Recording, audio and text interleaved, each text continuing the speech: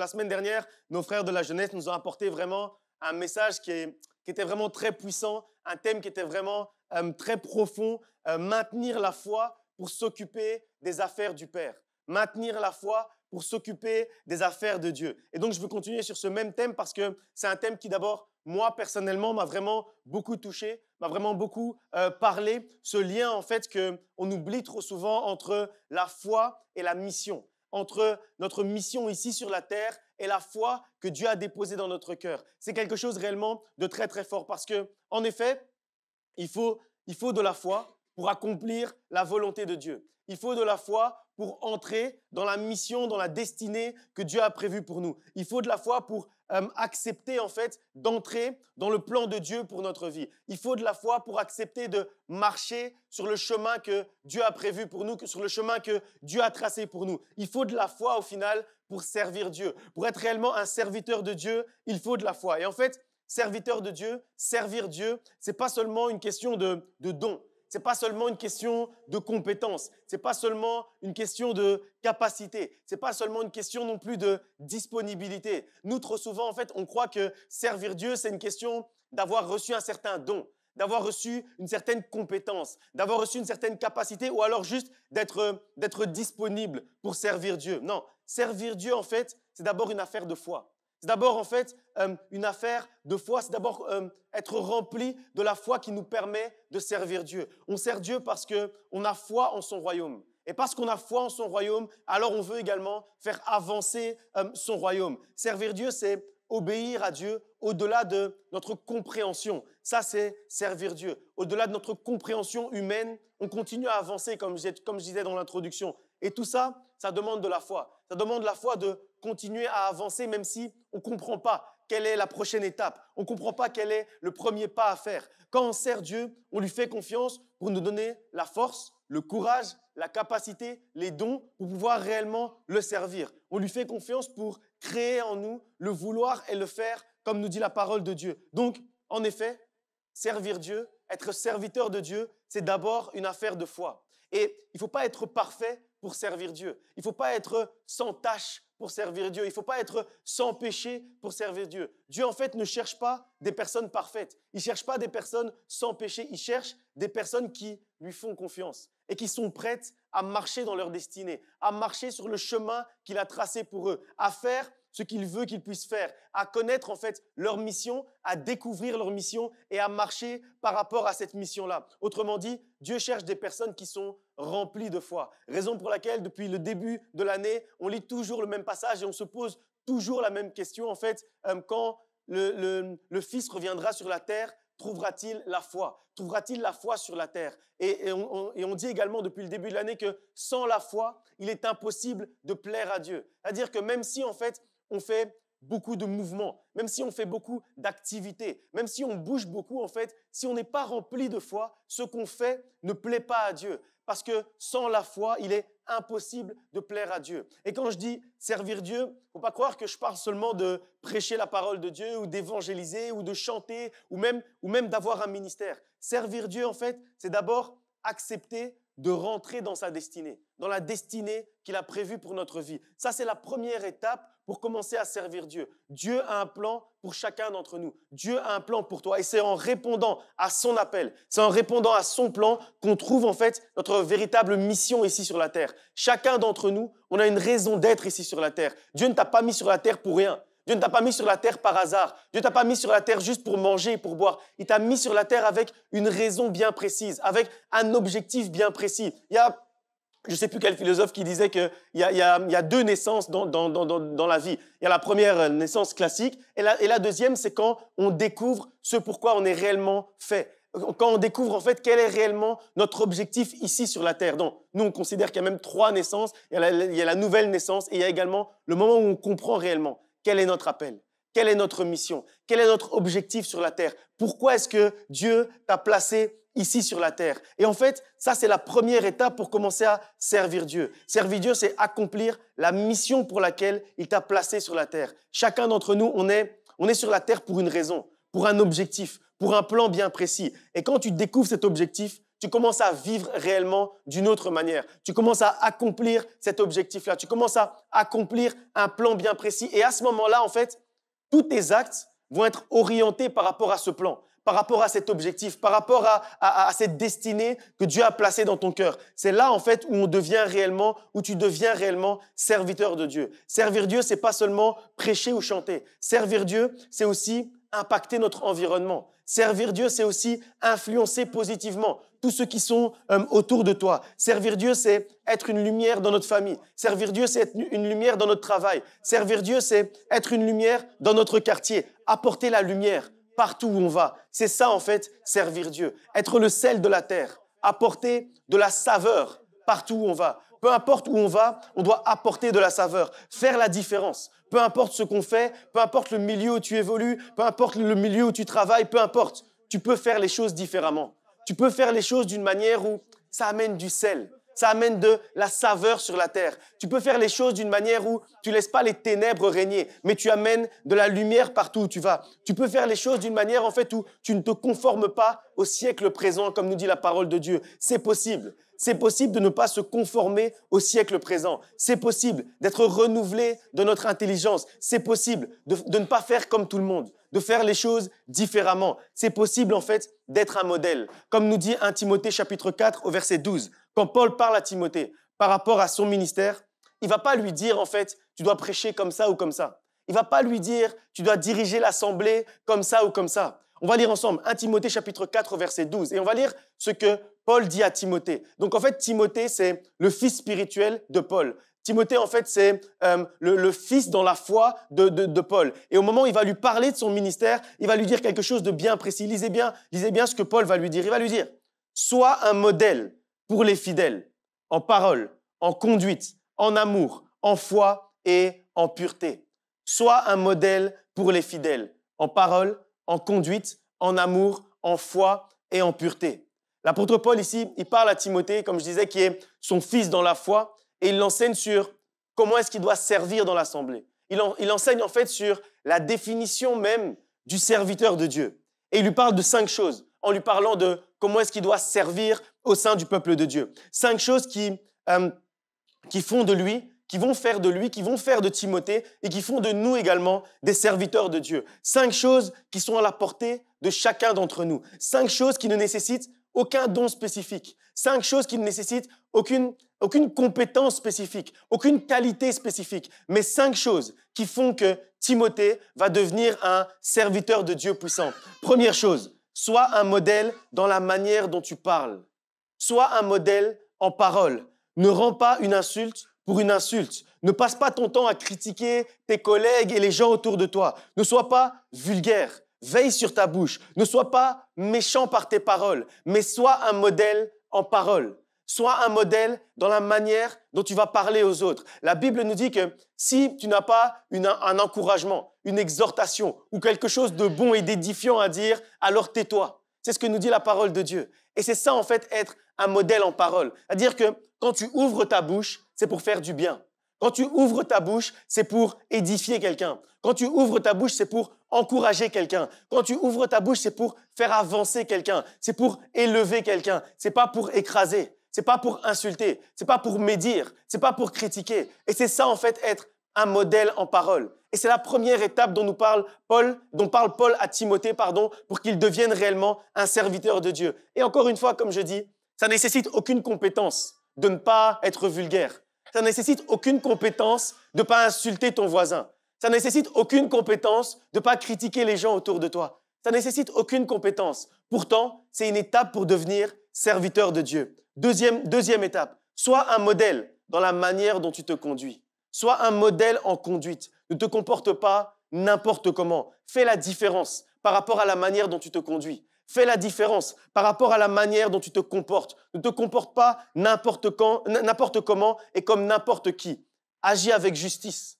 Agis avec droiture. Agis avec correction. Sois honnête, fidèle, droit, juste dans tout ce que tu fais. Ça, en fait, c'est des choses, encore une fois, qui ne nécessitent aucune compétence, aucune qualité. Pourtant, parfois, nous-mêmes, les chrétiens, on n'est même pas des modèles en conduite. Des modèles en parole, je ne vais même pas en parler. Mais on n'est même pas des modèles en conduite. C'est-à-dire que Quand en fait tu es en train de parler avec tes amis ou de te comporter avec tes collègues ou la manière dont tu vas agir au travail, en fait, il n'y a aucune différence entre toi et les autres. Alors comment est-ce que tu peux dire que tu fais la différence? Comment est-ce que tu peux dire que tu es la lumière et fils de lumière? Si quand on te voit avec les autres, en fait, il n'y a aucune différence. En fait, toi et les autres, c'est exactement la même chose. Toi, tu dis partout que tu es chrétien, mais tu es le plus malhonnête de ton travail. Mais dès qu'il y a moyen de faire quelque chose, un petit coup bas, un petit truc bizarre, c'est toi qui es le premier dedans.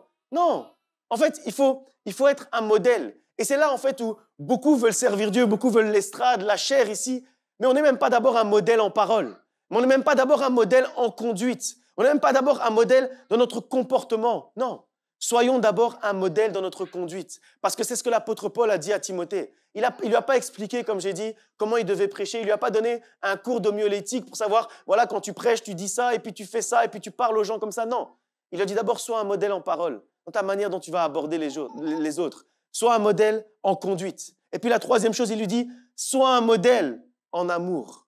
C'est-à-dire que ton cœur soit un modèle. Avant d'essayer de vouloir prêcher aux gens, d'abord que ton cœur soit un modèle. Que ton cœur d'abord soit un modèle dans la manière dont tu vas aimer ceux qui sont autour de toi. Que les gens puissent ressentir de l'amour quand ils viennent vers toi. Que les gens puissent ressentir que tu les aimes réellement. Aime les gens autour de toi. Aime ton prochain. Aime et apporte de l'amour autour de toi. Traite les gens avec amour. Traite les gens avec compassion. Traite les gens avec miséricorde. Avoir un cœur modèle, c'est ça servir Dieu. Avoir un cœur modèle, c'est être le serviteur de Dieu. Avoir un cœur selon le cœur de Dieu, c'est être un serviteur de Dieu. Et encore une fois, c'est quelque chose qui ne nécessite aucun don. C'est quelque chose qui ne nécessite aucune capacité. Juste aimer. Aimer ceux qui sont autour de nous. Le quatrième type de modèle dont la Bible nous parle. Sois un modèle en foi. C'est-à-dire, c'est ce qu'on parle depuis le début, c'est de ce dont on parle depuis le début de l'année. Sois un modèle en foi. Que ta foi puisse inspirer ceux qui sont autour de toi. Que ta foi soit une source d'inspiration pour ceux qui sont autour de toi. Et la foi dont on parle depuis le début de l'année. La foi agissante, la foi ferme, la foi puissante, la foi qui déplace les montagnes, la foi qui inspire ceux qui sont autour de toi, la foi qui persévère, peu importe les difficultés, la foi qui persévère, peu importe les situations compliquées. Que ta foi puisse commencer à inspirer ton entourage. Parce que quand on dit qu'on doit être des modèles en amour, des modèles en parole, des modèles en conduite et des modèles en foi, ça veut dire en fait qu'un modèle, c'est quelqu'un qui inspire les autres. Ça veut dire que la manière dont tu parles doit donner envie à celui qui est à côté de toi de parler comme toi, de découvrir celui que tu connais pour commencer à parler comme toi. Ça veut dire que quand on dit que tu dois être un modèle en conduite et en comportement, ça veut dire que sans même parler, la manière dont tu te comportes, la manière dont tu agis doit faire que ton voisin, ta voisine, ton collègue, ton ami, ton frère puissent se demander « mais j'aimerais bien me comporter aussi comme lui. J'aimerais bien me conduire aussi comme elle. » Et alors là, on commence à se poser des questions, mais qu'est-ce qui fait qu'il parle comme ça? Qu'est-ce qui fait qu'elle se conduit comme ça? Qu'est-ce qui fait qu'il aime comme ça? Ta manière d'aimer doit en fait inspirer ceux qui sont autour de toi. Ta manière d'aimer doit faire que les autres autour de toi se posent la question, mais comment je peux faire pour aimer comme lui? Comment je peux faire pour aimer comme elle? Comment je peux faire pour avoir la foi comme lui? Comment je peux faire pour avoir la foi comme elle? Comment je peux faire pour continuer à avancer, continuer à croire, peu importe les difficultés, peu importe ce qui se passe devant moi, comment je peux faire? Comment je peux faire pour vivre cette foi-là? C'est pour ça c'est pour ça que l'apôtre Paul dit à Timothée, sois un modèle en parole, pour que tu puisses inspirer les autres par ta manière de parler, pour qu'ils puissent vouloir te ressembler dans ta manière de parler. Sois un modèle en comportement, en conduite, pour que quand les autres te voient te comporter, ils puissent être inspirés par la manière de te comporter. Sois un modèle en amour, pour que quand les autres te voient aimer, ils se disent qu'ils ont envie de te ressembler, ils sont inspirés par ta manière d'aimer. Sois un modèle en foi pour que les autres puissent être inspirés par ta manière d'avoir la foi et de vivre ta foi au quotidien. Et cinquième chose, sois un modèle en pureté, un modèle de sanctification. Sois pur et sanctifié. Et la crainte de Dieu, un modèle de pureté et des intentions pures envers ton prochain. Que les gens aient envie de connaître Dieu en regardant ta vie, à quel point elle est pure. En regardant la pureté de ta vie, les gens devraient se dire, j'ai envie de connaître ce Dieu-là. parce que je vois sa sanctification, parce que je vois la pureté de ce frère, parce que je vois la manière dont cette sœur est consacrée et sanctifiée, la manière dont il a toujours des intentions pures par rapport aux autres, la manière dont ses actes sont toujours remplis de pureté. J'ai envie de lui ressembler, j'ai envie d'être comme lui, j'ai envie d'être comme elle. Et c'est ça en fait, c'est ça d'abord, servir Dieu. Servir Dieu, c'est pas d'abord connaître toute la Bible de Genèse à Apocalypse, c'est bien de connaître la Bible, mais pas comme la théorie. C'est bien d'agir, c'est bien d'être réellement des modèles. Et ces 5 éléments, comme j'ai dit, ils ne nécessitent rien comme capacité. Ils ne nécessitent aucune compétence, mais font de toi, malgré tout, un serviteur de Dieu. Sois un modèle en parole, sois un modèle en conduite, sois un modèle en amour, sois un modèle en foi, sois un modèle en pureté. Servir Dieu, ça commence par l'influence que tu as. Ça commence par l'influence, l'impact que tu as sur ceux qui sont autour de toi. L'influence positive que tu as, c'est le début de ton ministère. Si tu peux influencer positivement les gens qui sont autour de toi, à parler différemment, à se conduire différemment, à aimer différemment, à avoir la foi différemment, à être pur différemment, alors à ce moment-là, tu commences directement à servir ton Dieu. Et c'est ça, en fait, quand on dit que la foi, que le ministère, c'est un acte de foi. C'est pour ça qu'on le dit, parce que le ministère commence d'abord par la foi. Jean chapitre 14, versets 11 à 13 nous dit justement la manière dont le ministère commence. Jean 14, 11 à 13 nous dit « Croyez en moi, je suis dans le Père et le Père est en moi. Croyez du moins à cause de ses œuvres. En vérité, je vous le dis, celui qui croit en moi fera aussi les œuvres que j'ai faites, et il en fera des plus grandes, parce que je m'en vais au Père. Et tout ce que vous demanderez en mon nom, je le ferai afin que le Père soit glorifié dans le Fils. Croyez en moi, car celui qui croit en moi fera aussi les œuvres que j'ai faites. » Malheureusement, nous, en fait, on commence par la fin. C'est-à-dire, on veut faire les œuvres que Dieu a faites, mais sans d'abord commencer à croire en lui, sans d'abord être un modèle de foi, sans d'abord, en fait, avoir cette foi forte à l'intérieur de nous. En fait, le ministère commence par la foi. Et c'est pour ça qu'on dit que, parce que quand on parle de croire, on parle de la foi. Et on dit que la foi, c'est le début du ministère. Servir Dieu, c'est un acte de foi. C'est un acte de foi de commencer à servir Dieu, parce qu'en soi, c'est pas facile de servir Dieu. Ça veut dire que quand je dis qu'il faut être un modèle en parole, en conduite, en amour, en foi, en pureté, j'ai pas dit que ça allait être facile, c'est pas facile, parce qu'il faut continuer à agir comme ça tout le temps. Et il faut agir comme ça, pas de manière hypocrite, c'est-à-dire pas que quand les gens sont là, tu es un modèle, mais quand les gens sont pas là, tu n'es plus un modèle. Non, il faut avoir aussi l'intégrité, d'agir de cette manière-là quand les gens sont là et quand les gens sont pas là. Quand on te voit et quand on te voit pas, tu agis toujours de la même manière. Tu es toujours ce modèle-là, peu importe les circonstances, peu importe qui est autour de toi. Et donc ça nécessite de la foi. Parce qu'en fait, servir Dieu, c'est d'abord avoir la foi dans le royaume de Dieu. Si on a la foi dans le royaume de Dieu, on veut que le royaume de Dieu avance. Et pour que le royaume de Dieu avance, il faut qu'on soit ce modèle-là pour avoir un impact autour de nous, pour avoir une influence autour de nous. Et il y a un modèle de foi que j'aime beaucoup dans la parole de Dieu, c'est Daniel. On va lire ensemble ce qui se passe quand on a jeté Daniel dans la fosse au lion. On va juste lire Daniel chapitre 6, verset 16 jusqu'au verset 28. Daniel 6, 16 à 28. Donc, vous savez, donc Daniel a continué à prier alors qu'il était interdit de prier. Et puis on dit, alors le roi donna l'ordre qu'on amena Daniel et qu'on le jeta dans la fosse au lion. Le roi prit la parole et dit à Daniel, puisse ton Dieu que tu sers avec persévérance te délivrer. On apporta une pierre et on l'a mis sur l'ouverture de la fosse. Le roi la scella de son anneau, de l'anneau de ses grands, afin que rien ne fût changé à l'égard de Daniel. Le roi se rendit ensuite dans son palais. Il passa la nuit à jeun. Il ne fit point venir de concubine auprès de lui, il ne put se livrer au sommeil. Le roi se leva au point du jour avec l'aurore et il alla précipitamment à la fosse au lion. En s'approchant de la fosse, il appela Daniel d'une voix triste. Le roi prit la parole et dit à Daniel, « Daniel, serviteur du Dieu vivant, ton Dieu que tu sers avec persévérance, a-t-il pu te délivrer des lions ?» Et Daniel dit au roi, « Roi, vis éternellement. Mon Dieu a envoyé son ange et fermé la gueule des lions, qui ne m'ont fait aucun mal, parce que j'ai été trouvé innocent devant lui. Et devant toi non plus, ô roi, je n'ai rien fait de mauvais. » Alors le roi fut très joyeux, et il ordonna qu'on fît sortir Daniel de la fosse. Daniel fut retiré de la fosse, et on ne trouva sur lui aucune blessure, parce qu'il avait eu confiance en son Dieu. Le roi ordonna que ces hommes qui avaient accusé Daniel fussent amenés et jetés dans la fosse aux lions, eux, leurs enfants et leurs femmes. Et avant qu'ils fussent parvenus au fond de la fosse, les lions les saisirent et brisèrent leurs os.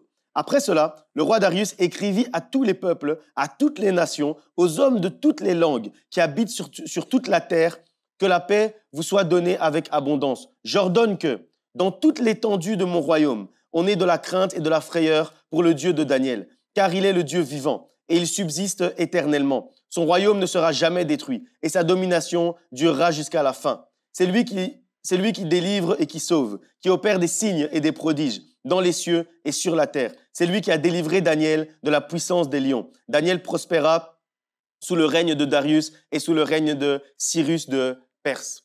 En fait, ce qui se passe ici, c'est vraiment très très fort dans ce passage. C'est en fait, ce qui est très très fort, c'est la conduite et la foi de Daniel. On voit que Daniel, en fait, il avait une conduite exemplaire. Il avait une manière de parler qui était exemplaire, très sage. C'est pour ça qu'on l'avait déporté depuis son pays pour l'amener justement au service du roi Darius. C'est pour ça que le roi Darius l'avait mis autour de lui avec ses amis, avec ses frères. Et il avait une manière de parler qui était exemplaire. Il avait une manière de se conduire qui était également exemplaire. Mais ce qu'il va montrer là, c'est qu'au-delà d'être un modèle en parole, au-delà d'être un modèle en conduite, on voit ici qu'il était également un modèle de foi. Et comment est-ce qu'on voit ça? On voit ici qu'au moment où on a été le chercher, il n'a pas essayé de s'enfuir ou quoi que ce soit, non. Il s'est toujours bien comporté, il est resté ce modèle en conduite, justement parce qu'il a prié, on a décidé de le jeter dans la fosse aux lions. Lui, pas de souci, ça a été décidé, il est resté droit, il est resté juste jusqu'au bout. Et au moment où on l'a jeté, il garde la foi. Et au moment où on l'a jeté, après même que le roi soit venu, et c'est le roi qui a décidé de jeter Daniel dans la fosse aux lions.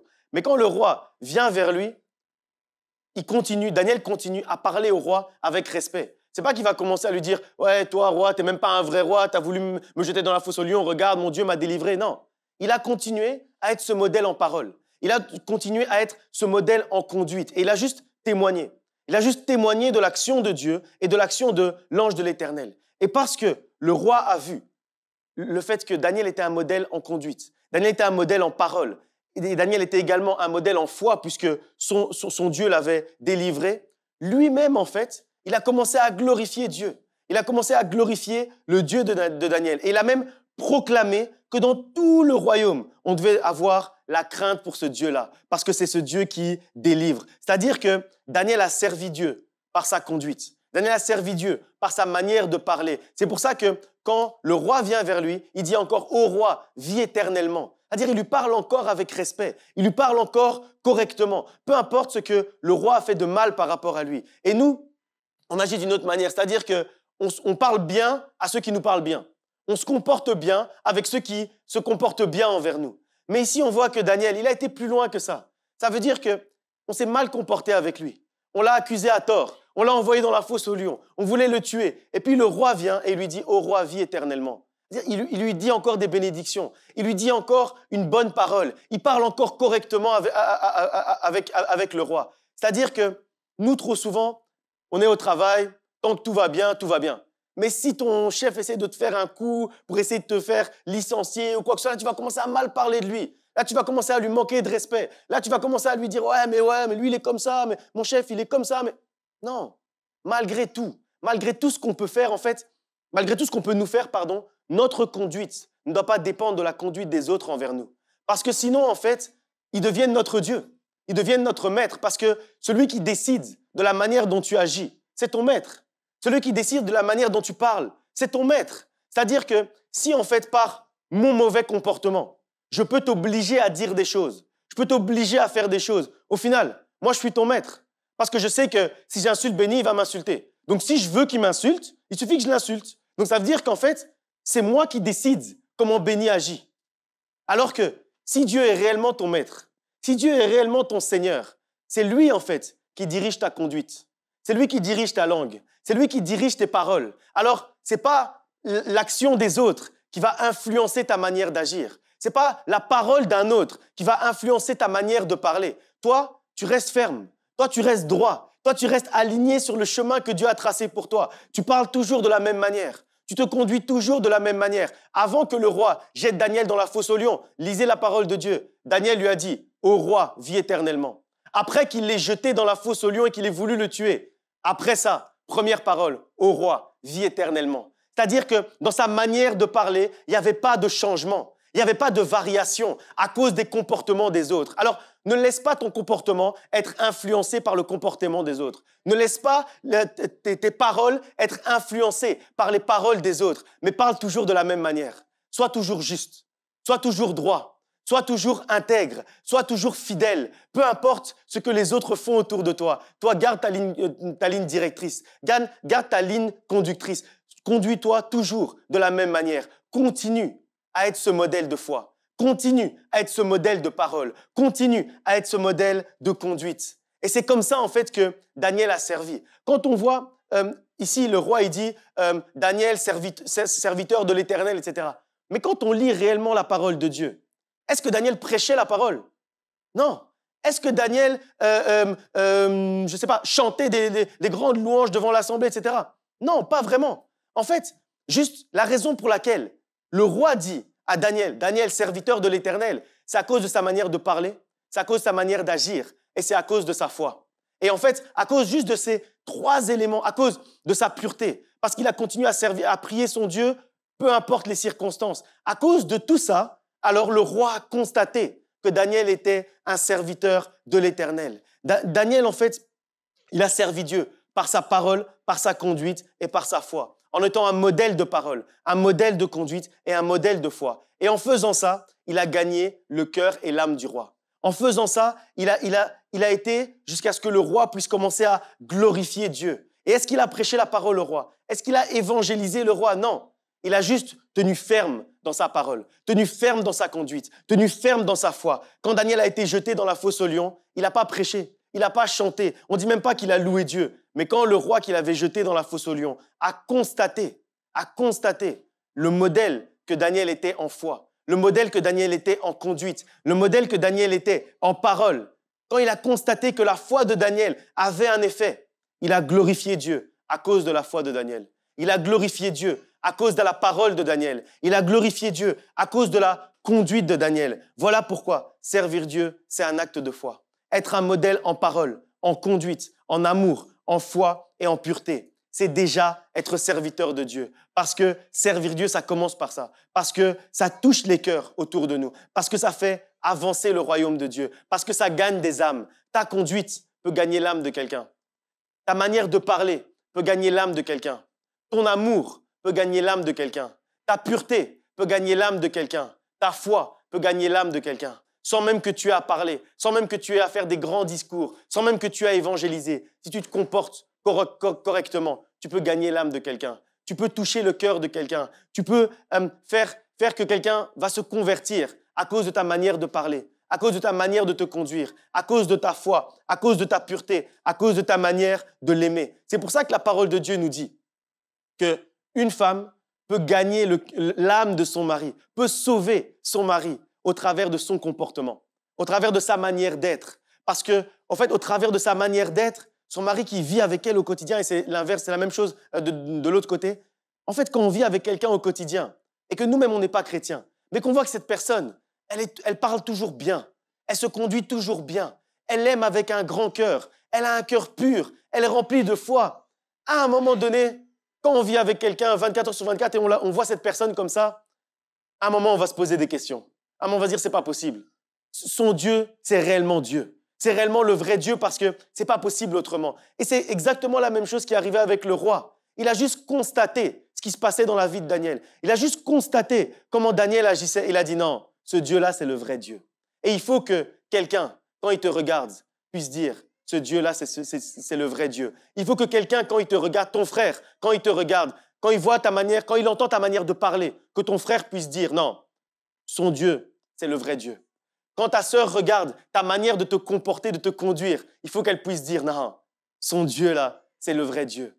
Quand ton ami regarde la manière dont tu aimes autour de toi, la manière dont tu déverses de l'amour autour de toi, il faut que ton collègue puisse dire non, son Dieu, c'est le vrai Dieu. Parce que sinon, il ne pourrait pas aimer comme ça. Parce que sinon, elle ne pourrait pas aimer comme ça. Parce que sinon, il ne pourrait pas avoir le cœur pur comme ça. Parce que sinon, il ne pourrait pas parler correctement comme ça. Parce que sinon, il ne pourrait pas bien se conduire de cette manière-là. Ce ne serait pas possible si son Dieu n'était pas le vrai Dieu. Et il faut qu'on puisse commencer à susciter ce genre de questionnement dans la vie de ceux qui sont autour de nous, dans la tête de ceux qui sont autour de nous. Il faut que les gens commencent à se poser des questions en te voyant.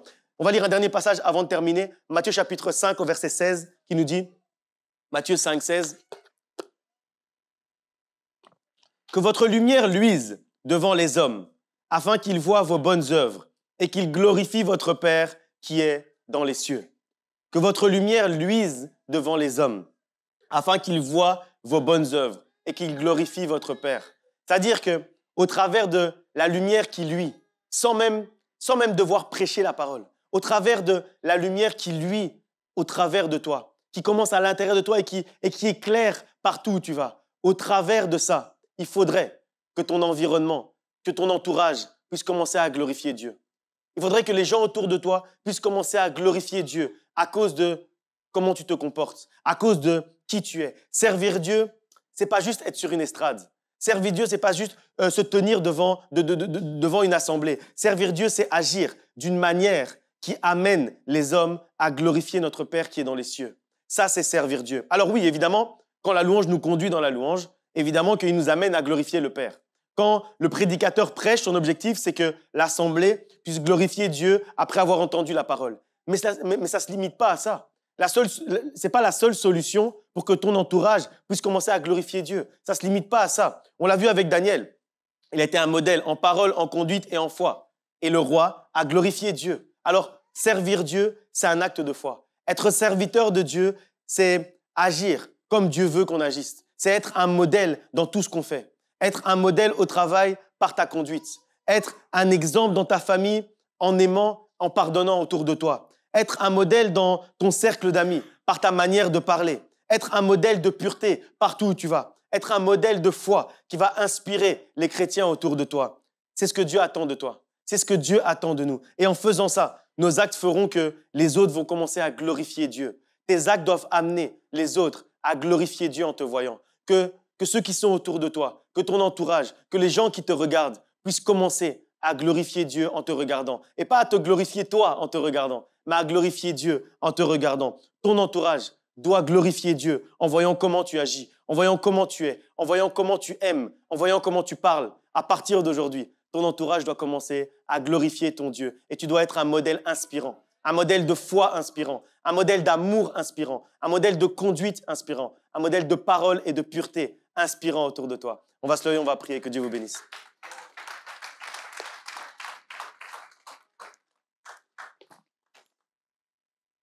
Père éternel, Dieu de gloire, nous approchons devant ton trône, Seigneur, pour te demander, Seigneur, de créer en nous le vouloir et le faire.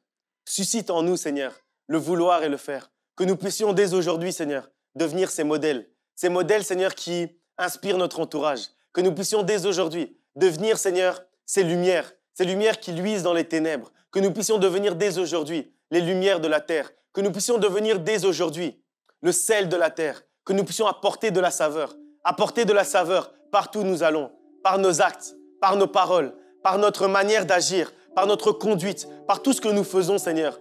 Que nous puissions, Seigneur, être des modèles inspirants, être des modèles au travail, être des modèles à l'école, être des modèles dans notre famille.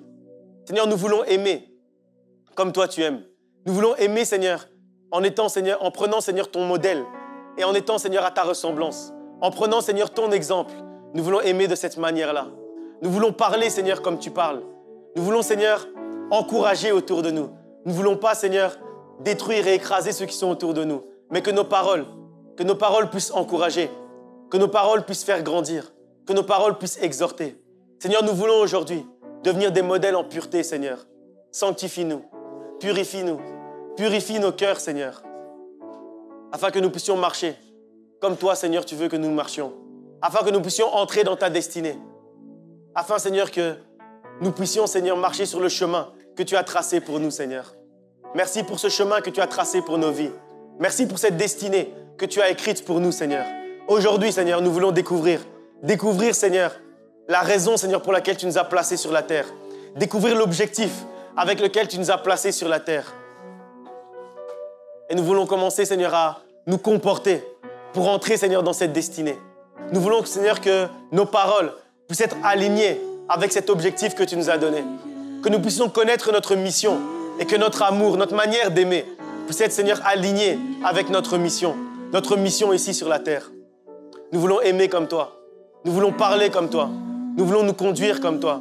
Nous voulons être purs comme toi. Nous voulons avoir la foi comme toi. Nous voulons croire comme toi, Seigneur. C'est l'objectif de nos cœurs. L'objectif de nos cœurs. Le désir de nos cœurs, Seigneur. De connaître notre mission. Mets en nous cet amour. Afin, Seigneur, que nous soyons des modèles en amour. Que notre manière d'aimer puisse inspirer. Que nous soyons des modèles en amour, Seigneur. Que nous ne soyons pas influencés par notre environnement, mais que ce soit nous, Seigneur, qui influencions notre environnement. Nous voulons influencer autour de nous, Seigneur. Nous voulons impacter positivement autour de nous. C'est le désir de notre cœur aujourd'hui, Seigneur.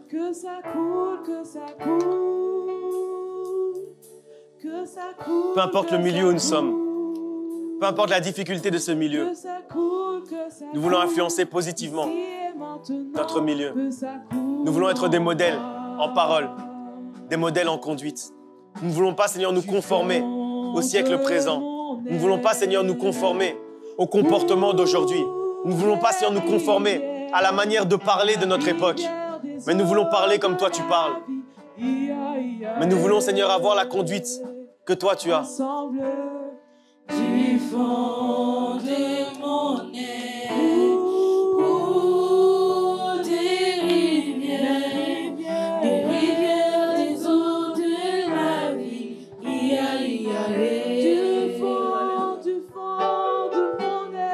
Du fond de mon être,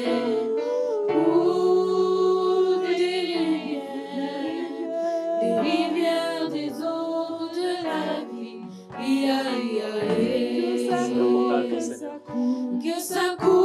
Que ta vie puisse couler en nous, Seigneur, afin que nous puissions, Seigneur, être des propagateurs de ta vie, Seigneur. Nous voulons amener ta vie, Seigneur, partout où nous allons. Nous voulons amener ta vie dans notre travail. Nous voulons amener ta vie, Seigneur, dans notre famille. Nous voulons amener ta vie, Seigneur, dans notre entourage. Nous voulons amener ta vie, Seigneur, chez nos amis. Nous voulons amener ta vie, Seigneur. Fais couler ta vie en nous, Seigneur. Fais couler ta vie en nous. Afin que nous soyons des acteurs de la vie. Afin que nous soyons, Seigneur, des facteurs de propagation de la vie, Seigneur. Mets ta vie tout au fond de notre être, Seigneur. Mets ton amour en nous, afin que nous puissions propager ton amour. Mets ta paix en nous, afin que nous puissions propager ta paix. Remplis-nous de ton esprit, Seigneur. Remplis-nous de ton onction. Remplis-nous de ta force.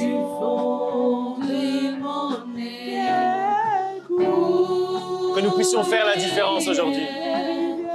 Que nous puissions faire la différence et impacter, Seigneur. Que nous puissions faire la différence avec notre amour. Que nous puissions faire la différence avec notre conduite. Que nous puissions faire la différence, Seigneur. Nous voulons faire la différence. Agis, Seigneur. Agis puissamment. Alléluia. Ton nom soit loué. Ton nom soit élevé, Seigneur. Que notre vie puisse refléter ta vie, Seigneur. Que notre vie soit un témoignage. Que nous soyons un témoignage vivant. Que nous soyons une prédication vivante, Seigneur. Que nous soyons, Seigneur, une parole. Que nos actes soient inspirants. Que nos paroles soient inspirantes. Que notre amour soit inspirant. Que notre pureté soit inspirante. Que notre foi soit inspirante. Que ta vie coule sur nous, Seigneur. Que ta vie coule en nous, Seigneur. Alléluia. Ici et maintenant, que ça coule en moi. Que ça coule, que ça coule. Que ça coule, que ça coule. Que ça coule, que ça coule.